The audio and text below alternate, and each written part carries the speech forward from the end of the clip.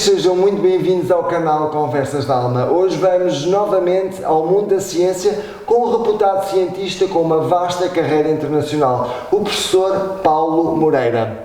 Foi diretor adjunto de unidade na ECDC, a Agência Técnica Europeia que aconselha os governos europeus e a Comissão Europeia em questões de saúde pública. Mas antes, lembrem-se de subscrever o nosso canal, colocar um like, que é muito importante para nós, e partilhar as mais de 200 entrevistas nas diferentes áreas que o canal aborda. Como sabem, o foco do nosso canal é a investigação e partilha de informação com o objetivo de contribuir positivamente para o desenvolvimento do ser humano e da sociedade. Neste canal abordamos as áreas da ciência, arte, cultura e educação, história, saúde e bem-estar, espiritualidade e desenvolvimento pessoal. Sigam-nos no Facebook em Conversas da Alma, no Instagram em canal Conversas da Alma e além do YouTube no bitchute.com e Brand YouTube, onde poderão ter acesso a outras entrevistas deste canal. O professor Paulo Coutevo Moreira é doutorado em Gestão em Saúde e Saúde Pública pela Universidade de Manchester, fundador da revista científica em língua inglesa, o International Journal of Healthcare Management, revista líder mundial nas temáticas de gestão em saúde, sediada em Oxford e publicada pela Taylor & Francis, uma das maiores editoras científicas do mundo. Tem mais de 20 anos de experiência em gestão e comunicação em saúde, incluindo a experiência como diretor adjunto de unidade na ECDC, a Agência Técnica Europeia que aconselha os governos europeus e a Comissão Europeia em questões de saúde pública. Foi diretor adjunto do mestrado de Saúde Pública da Universidade Nova, ENSP, e durante muitos anos diretor da única licenciatura de Gestão em Saúde em Portugal, na Universidade Atlântica. É autor de vários livros em língua inglesa e dezenas de artigos científicos internacionais. Foi analista do Diário Económico para o setor da saúde durante 8 anos e atualmente é consultor internacional para 2 governos provinciais na China e diretor para a Europa e Relações Europa-China da consultora Princeton Healthcare International, sediada em Atlanta, nos Estados Unidos da América. Criou recentemente o blog Saúde Mais Transparente para partilhar evidências científicas com a população e esta vai ser sem dúvida uma entrevista a ver na totalidade que eu aconselho para poderem esclarecer as vossas dúvidas relativamente à doença da moda, que aqui serão esclarecidas por um cientista e verdadeiro especialista na área da saúde. Professor Paulo Moreira, bem-vindo ao Conversas da Alma. Muito obrigado. Eu é que agradeço a sua presença aqui e ter aceito o nosso convite também. É uma honra. E vir tão longe. Não.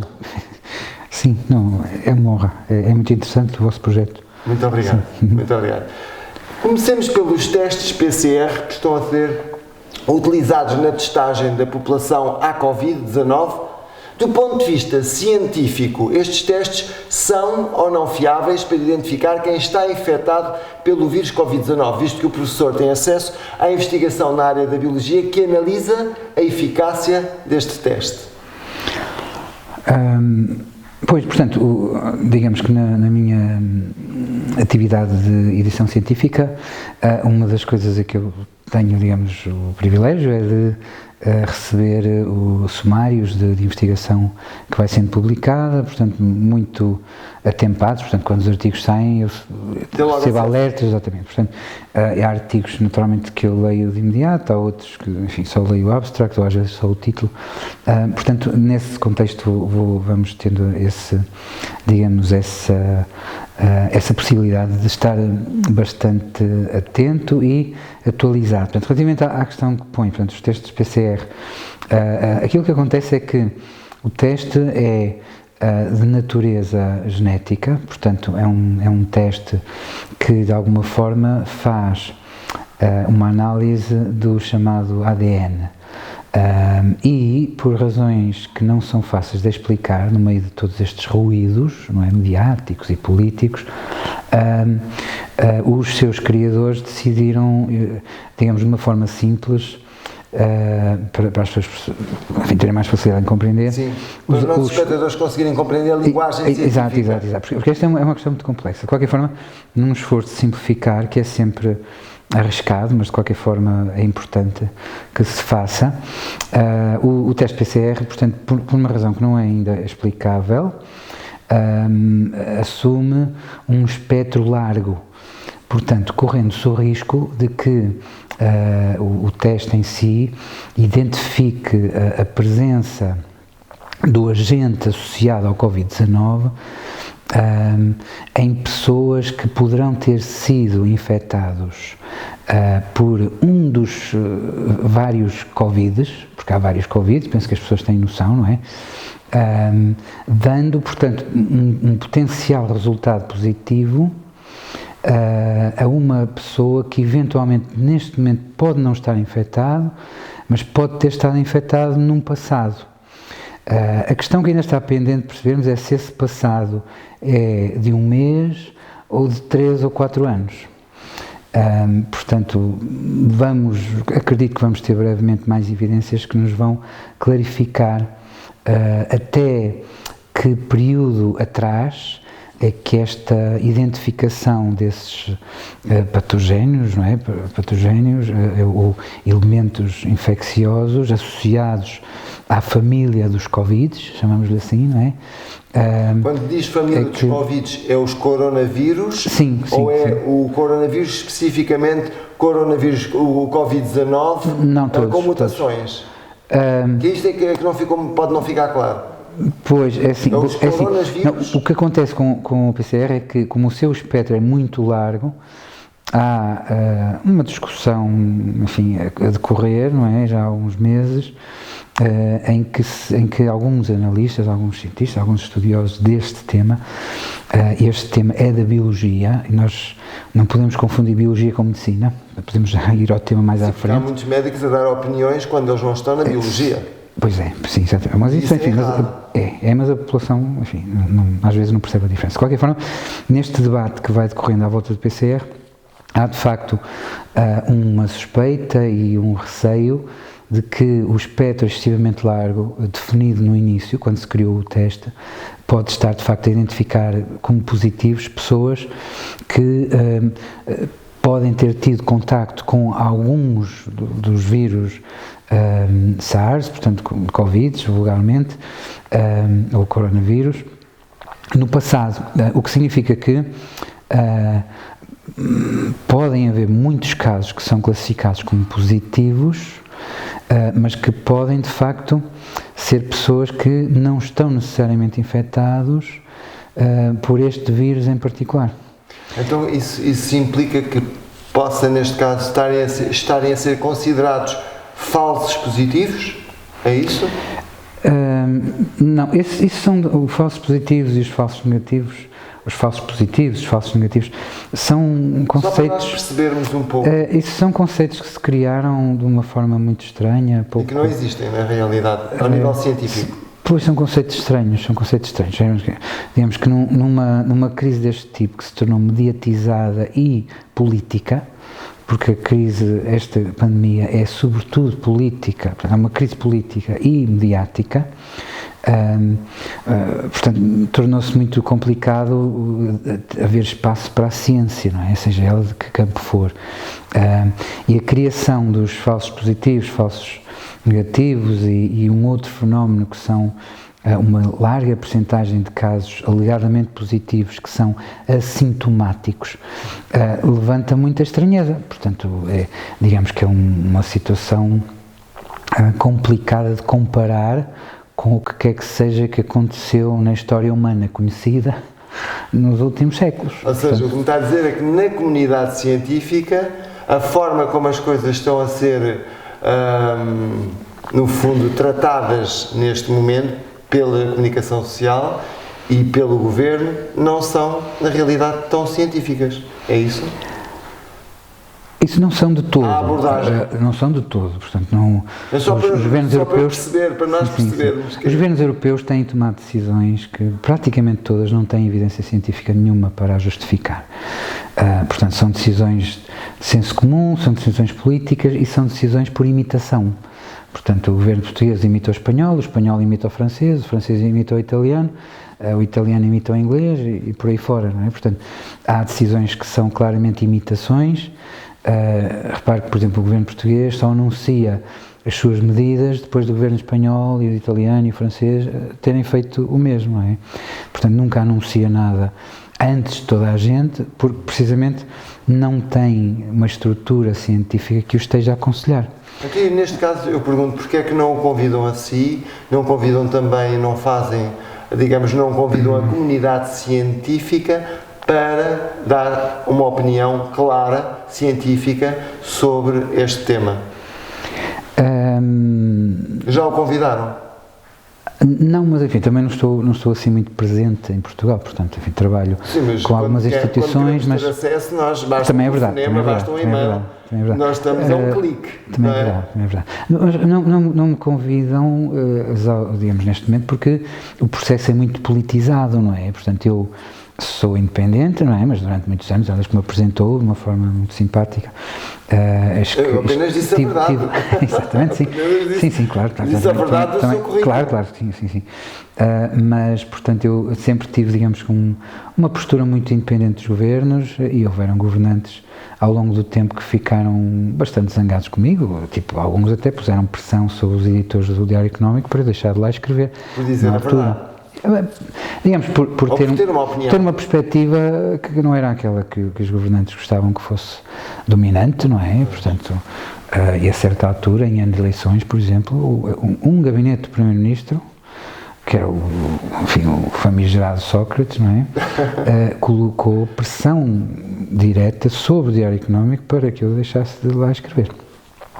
E curiosamente, na altura eu estava a ver na Suécia, a trabalhar no ECDC, e na altura achei que, enfim, se querem ceder essas pressões, não vale a pena continuar a escrever. Claro que o Diário Económico também tem uma história, não é? Portanto, na altura em que eu comecei a escrever, a propriedade do Diário Económico era dos ingleses do Financial Times, do grupo, depois foi vendido aos espanhóis. Eles continuaram a querer, digamos, especialistas independentes, não é?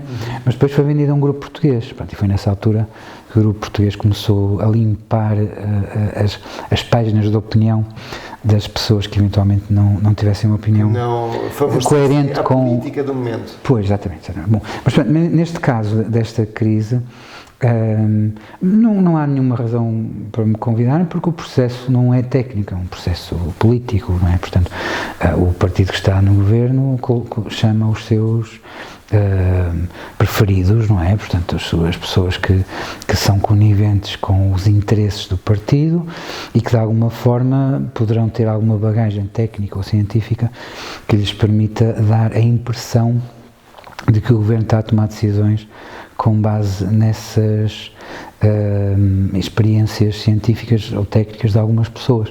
E considera essas pessoas que estão lá qualificadas cientificamente para o fazerem?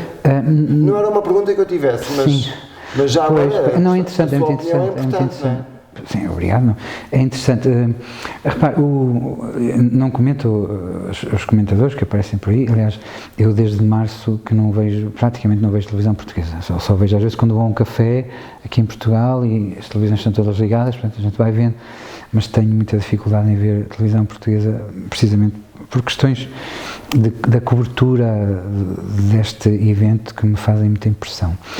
Mas de qualquer forma, repare, eu conheço pessoalmente a doutora Graça Freitas, por exemplo, né, a diretora-geral de saúde, que ia muitas vezes à Suécia, ao CDC, onde eu estava, e que participava nas reuniões técnicas como representante de Portugal. É uma pessoa simpática, mas não é particularmente uma pessoa prestigiada em termos científicos ou sequer muito qualificada, não é? Portanto, mas digamos que uma pessoa que foi subindo na sua carreira da administração pública até chegar à diretora-geral de saúde, faz o seu papel de forma, penso que honesta e dedicada, não é? Porque é um trabalho pesado, sim, aquilo claro, há muitas horas, etc. Mas não é particularmente uma pessoa com grande bagagem científica. Por exemplo, é muito diferente a pessoa que tem o seu papel, o seu posto na Suécia. Esse sim é um verdadeiro cientista, muito prestigiado internacionalmente. Portanto, esse seria o indicado para chamarem. Então. Portanto, o diretor, o igual a pessoa que é diretor-geral de saúde na Suécia é um sueco, na Suécia, não é? Agora já percebi. Ou seja, o que eu estou a dizer é que a nossa diretora-geral de saúde, comparada com o equivalente diretor-geral da saúde sueco, esse sim é um verdadeiro cientista, é uma pessoa com muito prestígio internacional na saúde pública, nestas áreas das pandemias, etc. E viu-se, de facto, o único país europeu que conseguiu, digamos, seguir aquilo que é a lógica da razão, não é? Foi precisamente a Suécia. Baseada em factos científicos, exatamente, em evidências científicas. Sim, baseada, digamos, naquilo que seria a perspectiva mais científica de como atuar numa pandemia deste tipo, não é? Portanto, a Suécia, de facto, foi o único país que conseguiu e ainda consegue, portanto, implementar aquilo que seria a lógica da nossa recomendação aos governos, não é? Por exemplo, eu dizia há pouco, não é? Portanto, eu vivi na Suécia, não é? Divorciei-me na Suécia, a minha ex-esposa ficou a viver lá. Enfim, o país dela, não é? Portanto, os meus filhos vieram comigo, portanto, eu fui família monoparental durante muitos anos, não é? Mas os meus filhos sempre vão ainda, não é? Visitar a mãe no Natal, no Ano Novo. E este ano, por exemplo, antes deles irem, eles vão agora, não é? Indaguei como é que é a situação, não é? E neste momento na Suécia, por exemplo, não é obrigatório usar máscaras, portanto as máscaras são usadas de acordo com alguns critérios, que podemos falar mais à frente, não é? Sim, sim. Nunca houve confinamento, enfim, as medidas implementadas são medidas perfeitamente, digamos que normais do ponto de vista daquilo que é o impacto na sociedade. E isso, enfim, é uma realidade muito diferente daquela que vemos no resto da Europa, não é? Portanto, e agora, voltando à mesma pergunta, numa palavra, sim ou não, os testes PCR são eficazes ou não para identificar assim aqueles que realmente estão infectados? Resumindo. Há grandes suspeitas de que não. Mas como isto, como disse há pouco, é uma situação altamente politizada, com interesses económicos que se instalaram rapidamente de forma oportunista, é uma questão que há de levar algum tempo a haver espaço para que as evidências científicas sobre este tema se tornem irrefutáveis. Tenham visibilidade, não é? Okay. Repare, neste momento, ainda hoje vi um número, não é? Em Portugal, o Estado português já gastou 54 milhões de euros em testes. Meu Deus. Portanto, repare... Se é um negócio, não vou dizer da China, porque está na China, mas é um negócio da China, como nós diríamos, sim. De forma habitual, não é? Exatamente. No calão. 54 milhões de euros é uma coisa... Pois há uma curiosidade já agora, não é? O vosso projeto é muito interessante, enfim, é alternativo em alguns aspectos. É fora da caixa? Exatamente. Mas há um aspecto muito interessante. Não deixamos de ser sérios e termos claro que sim, por isso é que eu... Exatamente. E não pseudo... especialistas. Claro que sim, por isso é que eu dou o meu modesto apoio, não é? E nós agradecemos imenso. E continuarei a dar no futuro. Mas, repara, há uma questão muito interessante, que é o Estado português está a pagar por cada teste mais de 50 euros e o Estado espanhol paga pelo mesmo teste menos de 10 euros. Meu Deus, mas como é que isso é possível? Eu não percebo nada de negócios das indústrias farmacêuticas. Não, isto não é indústria farmacêutica, isto são os laboratórios de análises, não é? Portanto, e outras entidades. Mas quem é que ganha com isto? Bom, isso aí, enfim, as pessoas que investiguem, não é? Repare, mas o que aconteceu? O Ministério da Saúde fez um contrato, não é, de prestação de serviços, em que há uma entidade, enfim, mais que uma, mas há uma entidade em particular, que importa os testes do país de origem, que em princípio será a Alemanha, e revende esses testes ao Estado português. Portanto, o que parece estar a acontecer é que o contrato que o governo espanhol fez foi a um preço bastante mais baixo. Não é? Nós, que somos um país ainda mais pobre, pagamos 5 vezes mais. Pois, parece que sim, mas é um tema que talvez... Tem razão para vocês investigarem, como o meu canal não é um canal de conspirações, portanto, tentem investigar. Claro, sim. É um tema simples, as pessoas podem contactar pessoas em Espanha e perguntar-lhes quanto é que o Estado está a pagar. Fica no ar, aqueles que realmente têm um lado mais alternativo que o nosso canal, que se foca também na ciência, pelo menos no nosso caso, tentem investigar realmente a fonte que vos leva. É só seguir o dinheiro, é aquela coisa, sigam o dinheiro e já saberemos, não é? Qual é o que está por trás. Sim. Este é um dado muito simples, não é? É o preço que um Estado paga e o outro, não é? O outro Estado vizinho paga pela mesma coisa. Com tanta gente a morrer à fome. Pois, 54 milhões desde março, não é? Aliás, mais tarde que março, porque os testes só começaram verdadeiramente em maio, por aí, não é? Quando se fez os contratos. Mas 54 milhões é de facto uma quantia. É muito dinheiro. Exatamente. Explique-nos os conceitos que têm sido usados na identificação da Covid-19, os assintomáticos, sintomáticos e os infectados. Quais é que são considerados verdadeiramente doentes? Os sintomáticos, assintomáticos ou os outros? Pois. Os infectados. Qual é a diferença entre estes três? Infectados, assintomáticos e sintomáticos. Bom, repare, o que acontece é que o teste PCR, devido ao seu largo espectro, há algumas suspeitas de que identifica como casos positivos uma série de pessoas que poderão ter estado infectados no passado. Aquilo que disse antes, não é? Mas não estão neste momento. Por isso, em princípio, é que não têm sintomas. Portanto, repare, se estivéssemos a fazer um teste que identificasse o vírus da gripe, não é? Eu terei tido uma gripe, sei lá, aqui há talvez 2 anos, não é? Mas neste momento não tenho gripe, não é? Mas podia acontecer, não é, que nesta lógica eu fosse dado como positivo assintomático, não é? Portanto, neste momento não estou infectado, não tenho sintomas, sinto-me perfeitamente bem. Nem contagiei ninguém. Nem estou a contagiar ninguém, mas o teste indicou que eu, alguns no passado, estive infectado com esse vírus e dá-me como positivo. Não é? Portanto, esta é a suspeita, não é, que temos sobre este teste, que eu acredito, enfim, isto fica registado hoje, não é? Para a história. Fica registado e acredito que daqui por algum tempo, pode levar 1 ano, 2, as evidências comecem a surgir e a demonstrar que, de facto, que os governos tomaram decisões com base em números claramente exagerados e errados, porque os casos positivos poderão não querer dizer aquilo que se assume, não é?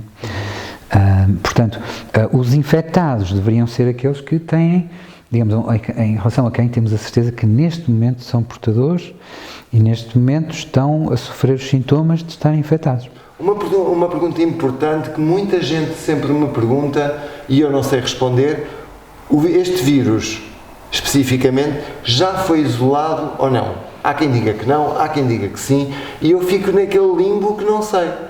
Mas agora, como estou na sua presença, a minha pergunta é: este vírus, especificamente SARS-CoV-2, foi já isolado ou não? Pois assim, neste momento temos anúncios de várias empresas que dizem que têm a vacina, não é? Primeiro tivemos os russos, também já temos vacina chinesa, mas os chineses, enfim, não ligam muito ao resto do mundo, portanto avançam e ignoram, porque a China já está a vacinar pessoas há alguns meses.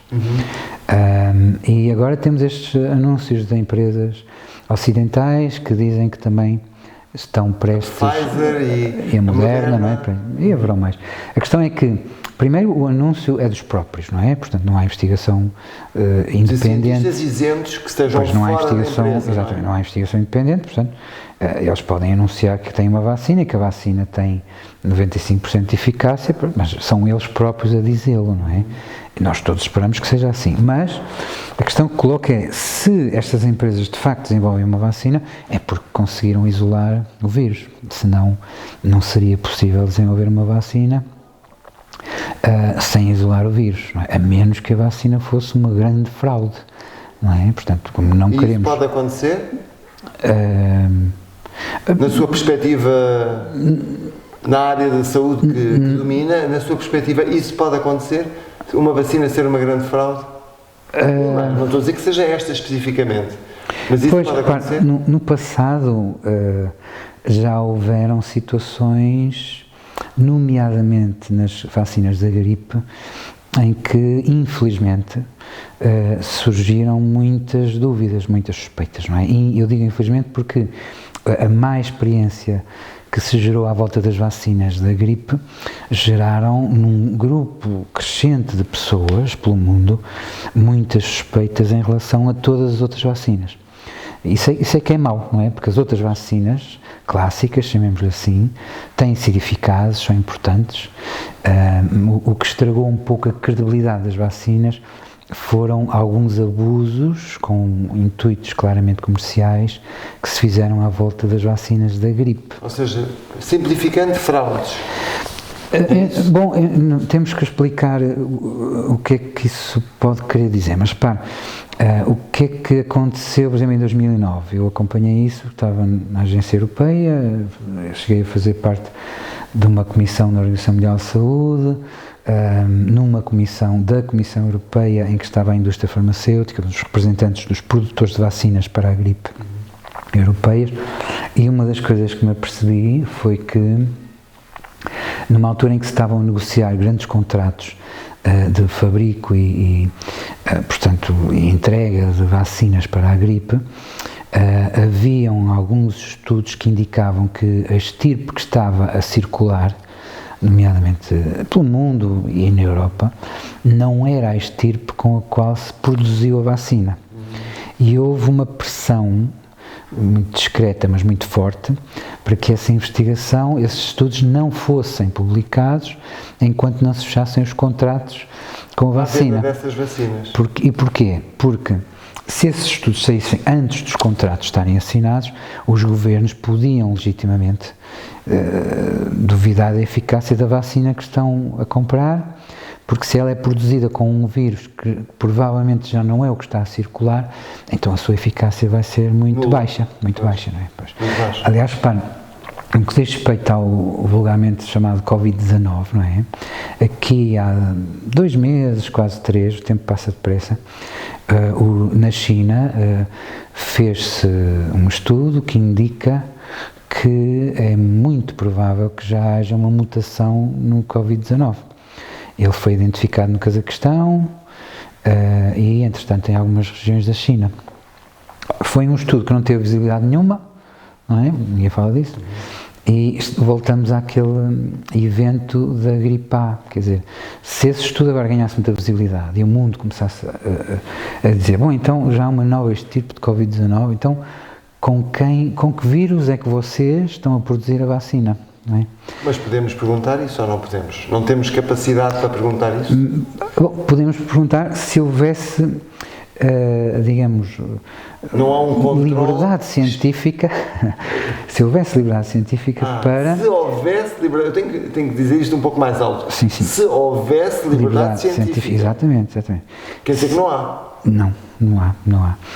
Se houvesse liberdade científica para publicar mais estudos, por exemplo, sobre esta questão específica, se houve ou não uma mutação do Covid-19, aí já teríamos mais evidência e já poderíamos começar a colocar a questão, não é? Mas neste momento, os grandes, digamos, os decisores não querem ouvir isso, não é? Porque os governos meteram-se numa situação em que criaram uma crise económica e social sem precedentes, porque cometeram um erro de fazer confinamentos que não eram de todo aconselhados. Portanto, não querem agora ouvir que alguém venha dizer que a solução para isto tudo, que é aquilo que se está a projetar, que é a vacina, corre ao risco de não ser a solução que todos querem. Portanto, a indicação será uma coisa do género, ok, se há uma eventual mutação numa estirpe nova de Covid-19, deixem lá isso para comunicar daqui por um ano, porque nesta altura isso vem perturbar muito as soluções que o mundo quer encontrar. Portanto, quem estiver em mãos... Mas isso é grave ou não é? Eu não classifico os nossos... Os nossos espectadores é que classificarão. Não, repare, a pergunta que eu ponho é, isto é grave ou não é grave? Já será uma outra questão. O grave depende sempre da perspectiva, não é? Se estivéssemos a falar com um decisor político, o grave seria agora descobrir-se que há uma nova tipo de Covid-19 e que esta vacina poderá não ser a solução que todos queremos. E isso é que seria grave. Para mim, para as pessoas que trabalham, digamos, na edição científica e neste contexto, assim, poderemos considerar, e consideramos sempre preocupante, quando há alguma pressão para que não para que não se publique, mas para que se adie a publicação de algumas evidências. Porque isso acontece. Isso acontece muito, nesta área, sobretudo, porque são áreas que tocam em entidades muito influentes, não é? Poderosas. Sim, muito influentes em todos os níveis. E depois, neste contexto específico, que é muito semelhante ao que vivemos em 2009 com a gripe A, não é? Neste contexto específico, temos também os governos europeus, a maior parte dos governos europeus, que criou uma narrativa, meteu-se, digamos, num ciclo vicioso, num buraco, não é? Político, em que só consegue sair dali com uma solução, entre aspas, miraculosa, e essa solução, para já, é vista como uma vacina. Portanto, parece que a vacina, quando estiver pronta, vai resolver isto e acaba tudo e não se fala mais nisso. Milagre de Fátima. Provavelmente. E depois é a ideia de estar resolvido, não se fala mais nisso. Portanto, não vale a pena, como eu vi, aliás, a seguir à pandemia da gripe A, havia uma certa narrativa que, está bem, cometeram-se muitos erros, muitos atropelos, mas agora não vale a pena falar nisso, a vida continua. E é provavelmente o que vai acontecer aqui, portanto... Mas eu creio que as pessoas, neste momento, desta fase da humanidade, estão mais despertas, estão mais atentas, têm mais acesso à informação e creio que a reação que as pessoas vão ter relativamente a isso, sabendo, vai ser outra. Vai ser outra. E já está a ser outra. E penso que o desfecho disso, não faço a mínima ideia qual é, mas penso que o desfecho vai levar-nos a todos, se calhar, a uma verdade e autenticidade que vai ser exigida e que eu penso que a população, mais cedo ou mais tarde, os que estão mais despertos vão exigir isso. E a justiça certamente será feita. É uma questão de aguardarmos. Espero que não seja tarde demais. Pois, sim. Esperemos que não seja tarde demais. Sim. E qual é a sua opinião como cientista, ou seja, do ponto de vista científico, para não dizerem que é apenas a sua opinião, isto é bom que fique claro, porque há muitos pseudo-especialistas a falarem, qual é a letalidade deste vírus Covid-19? É letal e perigoso como tem sido transmitido pelos meios de comunicação? Pois, assim é? Bom, eu próprio não sei, não é? Sim. Gostaria de saber. Pois, assim como todos nós. As minhas áreas de especialidade, de qualquer forma, em termos internacionais, são a gestão dos sistemas de saúde, a gestão em saúde, a saúde pública, portanto, nesse contexto posso partilhar sempre ideias, evidências, portanto, e tendências de informação que vão surgindo, não é? Portanto, quais são as evidências científicas relativamente à letalidade? A letalidade deste vírus? As evidências aqui, quer dizer, não têm uma ciência particularmente complexa, portanto é uma percentagem, não é? Portanto, neste momento, porque o tal negócio dos testes, não é? Produziu tantos testes, não é? Destes testes há uma percentagem pequena, neste momento, que é positivo, casos positivos, não é? E desses casos positivos, do total dos casos positivos, há digamos, a percentagem há de ser clara daqui por alguns meses, mas temos indicações de que será sempre abaixo de 5%. Abaixo de 5%? Abaixo de 5%. Eu aqui estou a ser já, digamos, simpático, porque há às vezes simpático. Algumas análises em que a letalidade parece estar abaixo de 2%.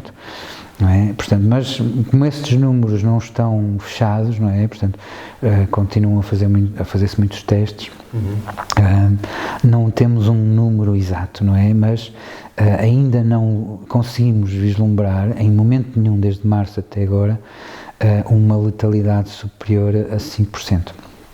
Portanto, comparado com... Resumindo, é letal e perigoso ou não? Nós tivemos... Essas percentagens, se calhar para alguns dos espectadores, não significam muito, não dizem muito. Não. Nós o que queremos saber é se realmente é letal e perigoso ou não. Repare, eu aliás, no meu blog, não é, Saúde Mais Transparente, publiquei agora recentemente um pequeno post. Eu acho que vamos fazer uma parceria com o seu blog. Está bem, obrigado. Queremos fazer uma parceria com o seu blog, mas estar a par da ciência. Sim, está bem, com certeza. É o que nós gostaríamos. Mas repare, aqui há uns dias houve um surto de legionela em Portugal, não é? Portanto, enfim, há poucos mortos, etc. Mas a bactéria da legionela tem uma letalidade à volta de 50%. Portanto, 50% das pessoas que são infectadas correm um sério risco, aliás, 50% podem de facto morrer. Portanto, entre 50% e 5% começamos logo a ver. Portanto, e esta legionela é uma bactéria, não é um vírus. É uma bactéria, exatamente. Pois. Pelo menos do pouco de ciência que eu sei, a legionela é uma bactéria. É uma bactéria, exatamente, como eu disse. Exatamente. Aliás, o nosso Primeiro-Ministro percebi-me que não sabe a diferença entre vírus e bactérias. Mas é natural que assim seja, porque ele é licenciado em Direito, não é? Portanto, se fosse coisas sobre regulamentação ou legislação, ele estaria mais à vontade. Mas reparem, para nós percebermos a letalidade, por exemplo, um vírus como o dengue, não é? Tem uma letalidade de mosquito, para quem não sabe, não é? Exatamente, tem uma letalidade de 90%. Portanto, se nós estivéssemos perante uma pandemia de um vírus deste tipo, como se diz na gíria, coitada da humanidade. Não é? Ou seja, 50% da humanidade podia ou 90%, ser dizimada, ou 90%, não é? Portanto, neste caso, comparativamente, uma coisa que é abaixo de 5%, quer dizer, não. Já está respondido. Pois, aliás, o vírus da gripe tem mais ou menos a mesma incidência, portanto, a mesma letalidade. Portanto, compara o vírus da gripe a este vírus, em termos de letalidade. Pois, repare, eu não quero comparar porque o Trump fez isso, não é? E a seguir perdeu as eleições, não é? Vamos ver. Não acredito que ele tenha perdido, mas eu não tenho... É uma questão de tempo para se apurar realmente a fraude que houve, porque dizem que foi fraude, mas nós já veremos daqui a uns tempos. Daqui a 2 meses eu penso que teremos um desfecho. Talvez. Mas eu não tenho nenhuma particular simpatia por Trump, nem por ninguém em particular, mas temos noção que o Trump estava bem aconselhado no início da crise. O que ele tem é um estilo de comunicação muito próprio, que de alguma forma terá descredibilizado algumas das ideias e a seguir o partido oponente, não é? Usou isso, não é?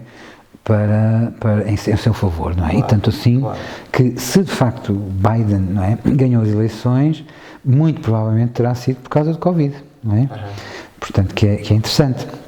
Mas, portanto, como na Europa, por razões difíceis de explicar, há um sentimento anti-Trump muito forte, não é? Sim. Portanto, não é nada... Não sei, olha... Está misto. Está misto, as opiniões dividem-se muito. Há muita gente neste momento a favor do Trump, que eu próprio era contra o Trump, porque também o que eu via nos mídias era tudo anti-Trump, mas depois comecei a investigar um pouco mais e na realidade neste momento eu não sou nem a favor nem contra um nem outro. Sim. Eu sou a favor daquilo que é justo e correto. Exato. A minha posição é apenas essa. Exatamente. Eu não sou a favor de um Trump corrupto, nem a favor de um Biden corrupto. Eu sou a favor daquele que se mostrar mais justo, mais correto e mais verdadeiro. Exato. É só isso. Exato. É essa a posição que eu defendo. Pois. Mas a minha referência é apenas porque algumas das ideias que não coincidem com as ideias dominantes na Europa são associadas e descredibilizadas porque essa era a argumentação do Trump. Sim. E essa é uma delas, quando o Trump, com um estilo excessivamente simplificador, não é? Ou excessivamente simplista, diz que este vírus é apenas uma gripe. Pronto, quer dizer, porque no fundo ele está a compará-lo, tal como fez a comparação, dos 5%, que é semelhante ao da gripe, é isso? Para eu não dizer para eu não cometer erros. Sim, porque era a informação que os cientistas de grande qualificação que ele tinha como seus conselheiros, como Fauci, etc. E outros, não é? Lhes diziam, não é, no início. Portanto, se o meu conselheiro me diz que isto não é uma coisa grave, é isso que eu vou dizer. Foi isso que o Trump disse. Claro. É evidente que isso foi contra a corrente mediática, contra aquilo que estava a passar na Europa, e foi sendo utilizado sempre como um argumento portanto, falsificado, não é? Mas que na verdade, enfim, o tempo, não é? Traz sempre a verdade ao de cima. Daqui para uns tempos vamos perceber que de facto se a letalidade é comparável à gripe, provavelmente até é mais baixa. Então o homem não estava a dizer nenhum disparate em março, não é? A questão é que o processo mediático e todo o processo político não deixou muito espaço para essa argumentação. Mas não há ninguém que neste momento consiga argumentar que a letalidade deste vírus é superior, muito superior a 5%, porque os dados não permitem dizê-lo. Semelhante à gripe. Sim, semelhante à gripe, exatamente. Cientificamente falando, é isso. Exatamente. Agora, o que acontece na comunicação social europeia, em geral, é que os números são apresentados sempre de uma forma que deturpam a realidade, não é? Porque apresenta-se sempre o número de novos casos e o número de mortos. O número de novos casos, o número de mortos. E não se compara isto com nada. Portanto, não se contextualiza. Não é? Portanto, criando-se uma ideia de que isto é uma coisa devastadora, não é? Quando, felizmente, não é. Felizmente não é. E ainda bem que assim é, felizmente não é devastadora e que realmente é comparativo ao vírus da gripe, segundo as suas palavras, porque eu não sou cientista, portanto eu não me posso pronunciar e nem opinar sobre os estudos a que têm acesso. Claro, é segundo as evidências, não é? Portanto, não é a minha opinião, são evidências, porque nós vamos constatar facilmente que a letalidade geral do Covid-19 não andará muito longe de 5%, e sabemos que essa é mais ou menos a letalidade dos vírus da gripe, com pequenas variações, porque as estirpes vão variando. E como disse no início, já está a ser muito simpático, não é? Sim. Por causa dos testes. Pois, exatamente. Por causa da questão dos testes que falou no início. Pois. E relativamente ao registro de mortes que foram atribuídas à Covid-19, o que é que tem a dizer? É uma situação também complicada, porque tivemos alguns países na Europa e nos Estados Unidos também, não é? Em que se geraram muitas dúvidas sobre o registro de mortes, de óbitos, atribuídos à Covid, não é? Portanto, o que aconteceu? Em alguns casos, recentemente começaram a surgir os primeiros estudos nos Estados Unidos, enfim, em outros países, Israel, etc., onde se puderam fazer, pela primeira vez nestes meses, não é, autópsias a pessoas que foram registadas como o óbito, a causa de morte, tendo sido Covid-19. E surgiram alguns casos, amostras, em que isso não era verdade. Portanto, a causa de morte não foi Covid-19, mas a pessoa tinha, de facto, sido, digamos, classificada como estando infectada com o Covid-19, não é? Mas a causa de morte, em muitos casos, não podia ter sido atribuída ao Covid-19, porque não foi a causa de morte, não é? Portanto, mas quando se faz estes registros, se por acaso a pessoa estiver infectada com o Covid-19, é considerada causa de morte com Covid-19, e isso é errado, não é? Portanto, de uma forma concreta. Cientificamente falando, isso é errado? Em muitos casos é, e as primeiras evidências, os primeiros estudos começam agora a sair, não é? Claro. Portanto, em que se demonstra que houveram um certo tempo para podermos realmente, para poderem concluir realmente que isso que esses dados têm estado errados. Exatamente. E há uma situação em particular que aconteceu entre fevereiro, março, abril, que foi no início, portanto, havia uma corrida aos ventiladores. E estavam... A China até ganhou com isso. Sim, muita gente ganhou, não só a China, quem vendia os ventiladores, não é? Sim. Bem, a China, porque nós soubemos mais, foi da China, que a China tinha vendido muitos ventiladores que nem chegaram a tempo, houve uma grande polémica, mas eu também não sei muito sobre isso, também não me interessa. Eu acompanhei isso, por exemplo, por trabalho com a China, não é? Mas inicialmente era o contrário, era os europeus a vender ventiladores à China a preços completamente loucos. Que era numa altura em que se achava que o Covid, esta pandemia, não ia chegar à Europa, não é? E não era o negócio da China, era o negócio da Europa. Exatamente.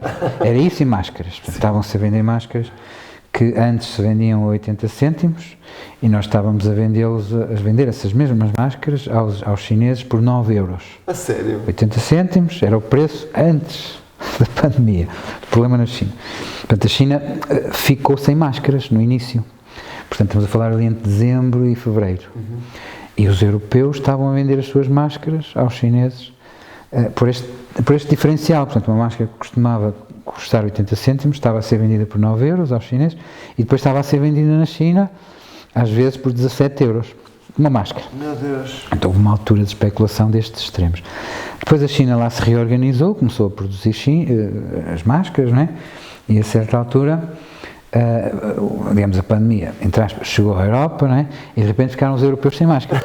E vai daí os chineses, passaram os chineses a vender máscaras aos europeus. Isto é caricato. Também por 5, 6, 7 euros, não é? Portanto, máscaras que foi mais ou menos, exatamente, para começar, para criar um equilíbrio. Exatamente.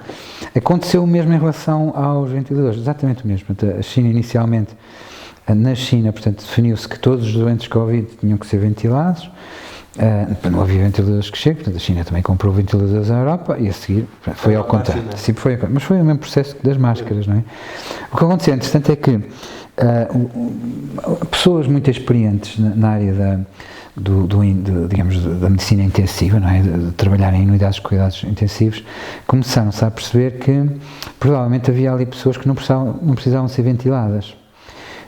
E fizeram um primeiro estudo em que identificaram, para choque da classe médica mundial, que entre março e abril terão morrido muitas pessoas por excesso de ventilação. Pois agora já se chegou a essa conclusão. Sim, portanto o primeiro estudo saiu mais ou menos em maio. Não é? Coitadas das famílias cujos familiares morreram por erros. Exatamente. Bom, repare, a classe médica... As famílias e dos próprios utentes, não é? Sim, a classe médica argumenta que na altura não havia conhecimento e que se ventilava um pouco porque aparentemente era a prática comum, não é? As pessoas mais experientes que trabalhavam nas UCIs percebiam que isso já não é assim. O problema é que no meio desta emergência, não é, foram uma data de profissionais de saúde trabalhar para as unidades de cuidados intensivos sem experiência de cuidados intensivos. Claro, tinham boa vontade até e fizeram o seu melhor, mas a verdade são pessoas que não tinham experiência de intensivismo, não é? E acharam que se devia ventilar toda a gente. Portanto, porquê é que estou a referir isto? Porque estes estudos americanos, depois surgiram noutros países, indicam que nesse período pelo menos 30% das mortes foram devido à ventilação excessiva e desnecessária. No entanto, a causa de morte é classificada como Covid-19. Também. Mas, aqui temos um exemplo claro de que não devíamos ter registado essas mortes como mortes atribuídas ao Covid, porque na verdade a causa de morte foi ventilação excessiva. Não é? Não sei se foi claro. Acho que foi bastante claro. Como especialista em saúde, quais são as evidências científicas também, que é para depois não nos acusarem de estarmos a dar opiniões, evidências científicas relativamente à eficácia do confinamento e à imposição de futuros confinamentos da população? Ajudam ou não a combater a proliferação deste vírus que identificou semelhante ao da gripe? Não há nenhuma evidência que justifique confinamentos e, felizmente, na Europa temos o caso da Suécia. Porque se não tivéssemos o caso da Suécia, estávamos aqui a falar sozinhos, não é?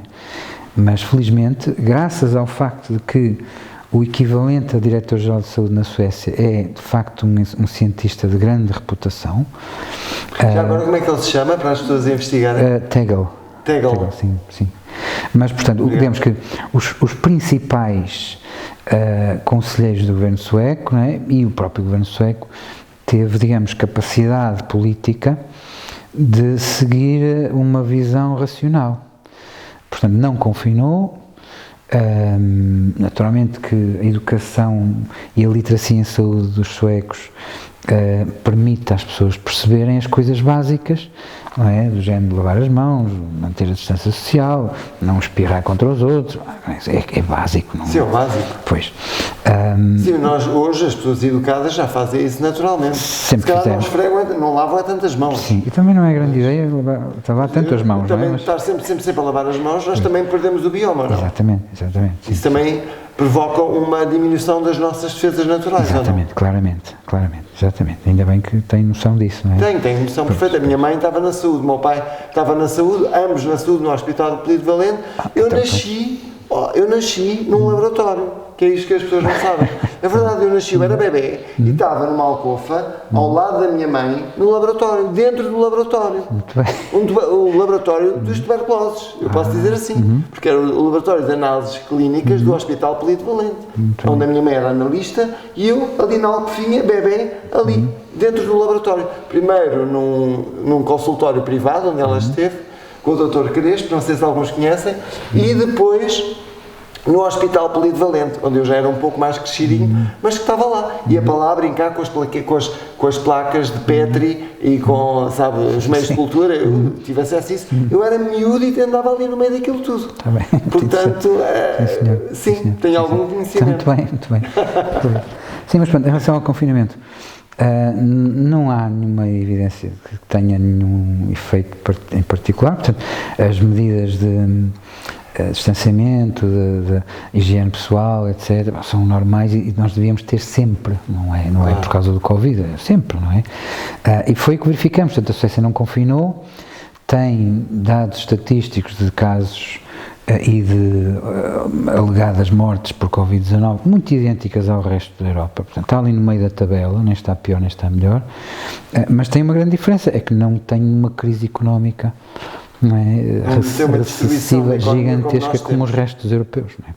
Portanto, a economia sueca, dados que eu vi aqui há umas semanas, teve uma recessão de alguns de 0,8%, não é? Não é nada. Os europeus tiveram menos 20%, menos 25%. Portanto, mas como disse, provavelmente tudo isto, como disse no início, tudo isto tem a ver com a política e com outros interesses. Não sei, penso que não terão sido necessariamente interesses, no sentido de, digamos, daquela coisa de vamos criar aqui uma crise artificial para tomarmos conta do mundo, quer dizer, não me parece que fosse isso. Não disse que seja isso. Sim. Digo que pode haver outros interesses ocultos que nós não sabemos quais são. Não, ocultos ou, pelo menos eu não sei quais são, eu não tenho acesso a eles. Mas isso não me parece. Não são ocultos, são muito visíveis. Há pouco falei, 54 milhões de euros em Portugal gastos em testes. Isso é bastante visível. E pois isto é bastante digamos, óbvio. Pois, portanto, ou seja, as pessoas que assinaram esse contrato com o Estado português enriqueceram rapidamente, até porque estão a vender-nos testes a um preço muito acima, sim, mas nos testes em particular, estão-nos a vender testes a um preço muito acima daquele preço que eles compram aos alemães, não é? Portanto, estão a fazer muito lucro, mas não foram eles que provocaram a crise, não é? Claro, aproveitaram-se. Nem vamos dizer isso. Aproveitaram-se, tal como, por exemplo, agora o setor privado o setor privado da saúde tem uma oportunidade de ouro, não é? Única, mas quer dizer, eles não provocaram o Covid, não é? Claro. Quem provocou a crise na Serviço Nacional de Saúde foi o governo com as português, o espanhol, o francês, o italiano, exatamente, com decisões de confinamento e, pior que isso, com a irresponsabilidade de deixar de tratar os doentes não Covid. Não é? Pois que isso ainda foi pior ainda. Pois, foi pior eu falei disto na SIC Notícias, em abril, não é? E não foi assim muito bem, também não foi muito bem recebido, não é? Sim. Pois claro, vai contra a narrativa oficial, é isso? Sim, porque os governos também não gostam de ser chamados de irresponsáveis, não é? Mas é evidente que foi uma irresponsabilidade gigantesca deixar de tratar os outros doentes, não é? Pronto, de qualquer forma, provavelmente ninguém fez com intenção, mas há responsabilidades. Exatamente. Fizeram pelo pânico, pela irracionalidade e, sobretudo, pela reação ao estímulo mediático e àquilo que gera e guia e orienta a intervenção política, que são as sondagens de popularidade, não é? Portanto, os governos europeus tomaram medidas na base da sondagem em que se constatava, por exemplo, que os idosos estavam com muito medo desta coisa que a comunicação social fomentava e preferiam que o governo tomasse a medida A e B. Ora, os idosos são os nossos eleitores, pensam os governos, portanto vamos tomar lá as medidas que estes segmentos da população consideram que são as corretas, independentemente de, como é o caso, não haver qualquer tipo de evidência científica que nos diga que, por exemplo, o confinamento vai resolver o que é que seja. E não resolveu, porque nós temos agora a noção de que confinamos em março, não é? e deu-se aquilo que o nosso Primeiro-Ministro chamou o milagre português, não é? Eu, na altura, no meu Twitter... é o milagre de Fátima? No meu Twitter internacional, porque isto andou nas notícias internacionais, que Portugal tinha feito uma coisa fantástica, tinha muito poucos casos, e eu comentei que Portugal só tem poucos casos porque não está a fazer testes. Fui insultado por dezenas de pessoas portuguesas, não é? Como é que um português pode estar a pôr em causa o milagre português? Mas era evidente naquela altura, não é? Portugal não podia ter muitos casos porque quase não fazia testes nenhuns. E a prova está que quando começamos a fazer testes a sério, os tais 54 milhões de euros, não é? Temos uma explosão de casos. Portanto, é evidente que não houve milagre português nenhum, mas houve um aproveitamento político, não é? Que na altura colocou o partido de governo, não é? Com uma popularidade imensa, tanto assim que até se dizia que ganharia as eleições por maioria absoluta se as eleições fossem naquela altura. Neste caso, duvidamos muito. Atualmente as coisas vão mudando, não é? Muito. Mas há um histórico de 8 meses que tem estas situações. Claro que a memória da chamada opinião pública é muito curta, é mais ou menos uma semana, não é? Portanto, mas enfim, vão ficando os registros. E nós na comunicação científica não temos memória curta, não é? Porque fazem-se constantemente, por exemplo, revisões da bibliografia, não é?